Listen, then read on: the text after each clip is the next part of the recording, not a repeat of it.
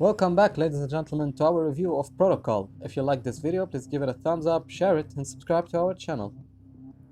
Protocol is a game that I never thought I'd ever play. It's the bizarre love child of Alien's sci-fi setting and Postal 2's outlandish humor. You play as an ex-military guy who recently underwent a traumatic divorce. In order to get away from his thoughts, he decides to enroll in a top-secret mission to the North Pole. What's in the North Pole? Well, aliens, obviously. What's your job? Making first contact with the aliens. Sit tight, folks, cause Protocol is a one-of-a-kind game, and so it truly deserves a one-of-a-kind review. Protocol is a first-person adventure game that's filled to the brim with crass, vulgar humor, over-the-top voice acting, and a lot of creativity. If I had to describe it in a few words, it's a sci-fi Postal game. The protagonist even sounds like an imitation of the dude from Postal. If you don't know what Postal is, it's the greatest game ever made. The complex where you spend most of your time is controlled by an AI whose sole job is making sure that you don't violate the protocol. How do you violate the protocol? By not following the AI's obscure rules and instructions. If it tells you to use your keycard on a red terminal, then you better make sure you use the keycard on the goddamn red terminal. Otherwise, prepare to be literally decimated in a nuclear bomb. For example, one of the other ways of violating the protocol is literally forgetting to lift the toilet seat before peeing, which I'm proud to have done so on my first try. Violate the protocol and the AI will literally nuke the complex you're in out of existence. During the first few hours, the game leaves you no room whatsoever to experiment. Almost any small action that deviates from the AI's instructions will violate the protocol, making sure that you endure another one of Protocol's lengthy loading screens. The loading screens are an absolute nightmare. Since you'll violate the protocol a lot, you'll have to put up with a lot of them. This made me think twice before trying to experiment with new ways of violating the protocol. A lot of the humor stems from the protagonist's relationship with his ex-wife. The complex's AI decides to assign him a virtual assistant in the shape of his ex-wife, who delivers a few funny remarks at times, and the humor succeeded in making me chuckle and grin thanks to the exchanges between both characters. Some of the other funny moments is when the game uses observational humor. At one point during the game, you have to kill an alien and interrogate another. The AI orders you to carry the alien to a medical center where you'll have to perform an autopsy on it. The protagonist comments on how disgusting it is to carry the aliens without any gloves. This line works not just because of the absurdity of the situation, but also because of the great voice acting. Most of the puzzles are cleverly designed. At the start of your mission, you're given a keycard. This keycard is important since it allows you to access each location in the complex. However, just like in real life, you need to remember to take the keycard out of every terminal after you use it. The game even acknowledges the fact that the player will keep forgetting it by giving you a few achievements for forgetting to do so at certain points of the game. Some of the puzzles can be a bit too difficult for casual gamers or for people who aren't paying much attention.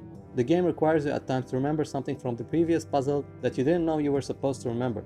At one point, the AI decides to give you a test in which it tests your reaction to a few images. It later tests you about the order of the appearance of these images, which can catch many players off guard.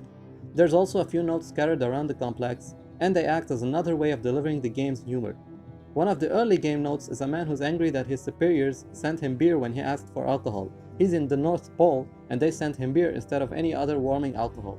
Another note tells of how a few employees were locked outside of the complex because they forgot to take their keycard with them. There's a lot of keycard jokes in Protocol. The first half of the game was amazing. I loved exploring the complex and interacting with the AI/ex-wife. During the second half though, the game starts to lose focus as it tries to do many things at once. It felt as if the developers were just throwing everything they got at the game hoping that something sticks.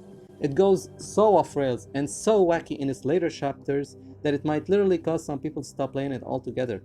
For what it's worth though, I didn't, and I commend them for their creativity. However, this outburst of creative level design doesn't gel well into making a fun game. What's great about the second half of the game though, is that it sets the game apart from the typical walking simulator. Rest assured you'll be doing more than walking during the last 6 hours of the game or so. Visually, the game is a bit bland. It runs on the Unreal Engine so it does look decent on the PS4, but its visual design isn't that interesting. There are quite a few visual glitches like textures not fully loading and lightning not breaking properly, and the game becomes an absolute slideshow at a few points later on. The frame rate drops so badly that it becomes frustrating to play. These moments, however, only last a few minutes, so they won't ruin your experience with the game much. The game's controls are also a bit awkward. Picking up and throwing items is very clunky and janky. If the item you're carrying gets in touch with any surface whatsoever, your character drops it. Throwing the items isn't very accurate neither, as you can never tell where they might land. Finally, the game features multiple endings and the way they're set up is ambiguous. Some of the endings can be achieved during the chapters before the last one, so if you don't check the chapter selection screen, you could mistake the game for being shorter than it really is. Overall, Protocol is a game that takes risks. It's up to you to decide whether that's a good thing or not. Would you rather trade the game's fun factor for novelty?